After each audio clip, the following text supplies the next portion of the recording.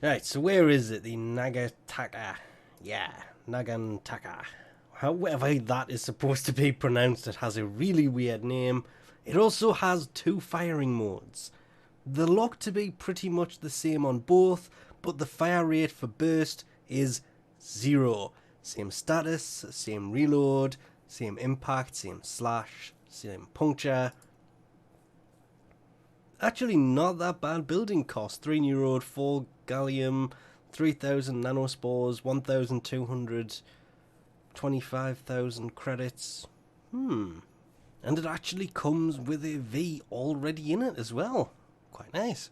But from everything I can find, this is basically just an uprated version of the Huge, which the Huge has, well, it's better for crit. This is definitely better for status than the Huge was. Ooh, damage wise, it definitely does more damage. 75 plus the 20 plus the 5, what, 105? Yeah, the Nagantaka does 143. That's way more. And it has, okay, I will give it that, it has way less impact and way less puncture. Definitely more of a slash based weapon. And this also has a secondary fire, the Huge doesn't. Which obviously, and no pun intended here, makes a huge difference, because that alternate fire mode I didn't expect to be using that much, but turned out to be quite nice.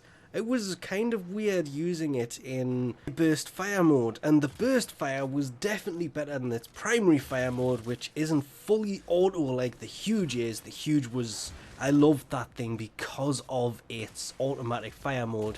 The semi-automatic, just, yes, I understand this thing does more damage. It has 5 less crit and 0.3 less of the crit chance multiplier, but it's got near enough half the fire rate and half the magazine capacity.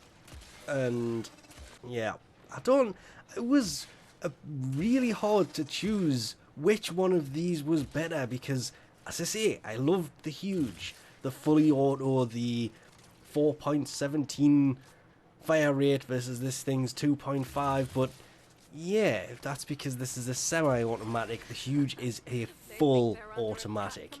This does have the burst fire. This basically has all the firing modes. The Huge just has one. So between the two of them, they have all the firing modes, I should say.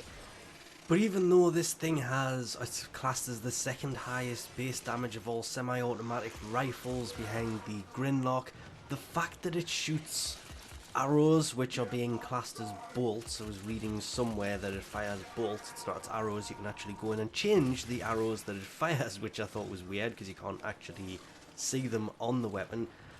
It does have a very nice base accuracy, but if you throw narrow-minded on there, it's not narrow-minded, is it? It's heavy caliber, that's the one. The accuracy will just go through the floor. This thing will, it actually becomes laughable. I first experienced this after putting it in, playing a game that I just thought this mod was ridiculously bad.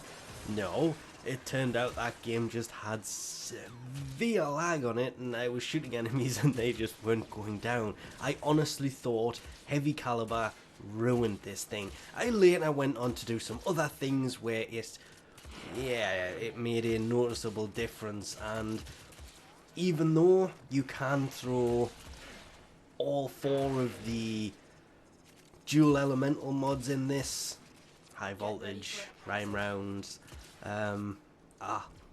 what is it, thermite rounds and malignant force, this thing will get to 100% status very easily. You can do that with 3 of these, form a V and a dash on there, and you can run a full-on elemental mod on there to create whatever combo you want to put on this. But honestly, that alternate fire does seem to have major issues. Yes, it is very useful. I did find myself using it a few times where 1 or 2 arrows weren't enough, or you had a horde of enemies coming towards you. The alternate fire would clear the way quite nicely, because the punch through on these was significant over what you would expect, but it is an arrow, so this works really well. I like just ridiculously well. The alternate fire though is not silent. The normal fire mode is silent, which is great. Obviously fire rate mods on these are doubled because it's a bow, so that prime shred would work pretty well, but obviously as well, because this does shoot bows, not bolts, it also works with Thunderbolt, which has a 30% chance to explode, but will cause more damage to you. And even though I would love to say this thing is a great long-range weapon, it is not in any way replacing proper bows. It's nice to have an automatic one. My huge is still slightly better simply because it's fully auto all the time, and I do have an okay Riven. It used to be better, but obviously with the changes it's not as good as it once was. I much preferred that to this, but the secondary fire mode on this and the single fire mode means it's more accurate. It's better for when hordes of enemies come at you because you have that alternate fire that will just tear through them. It is a better weapon. It's just personal preference than anything else, but it definitely needs, if you're going to run 3 of the dual stat mods and 1 of the full elemental ones, it needs at least a V and a dash, possibly 2 Vs and a dash, or 3 Vs on this to make any kind of decent build, which, considering I put all my time into the huge, is the only real reason I personally say I preferred that to this. This was better, I have more time in the huge than I do in this thing that has a weird name that is next to impossible to pronounce correctly. I've heard it pronounced correctly and I completely butchered it at the beginning of this. Straight up. But yes, this thing, it was actually quite amazing to use it. Its single fire mode is ridiculously accurate until you throw heavy caliber in, and it does make it much better damage wise, but also much more inaccurate. And that secondary fire mode, it is just ridiculously useful. It just comes down to if you have the time to put those 3 former in it or not, really. But anyway, we'll leave this off here for now. Thanks for watching, and I'll catch yous next time.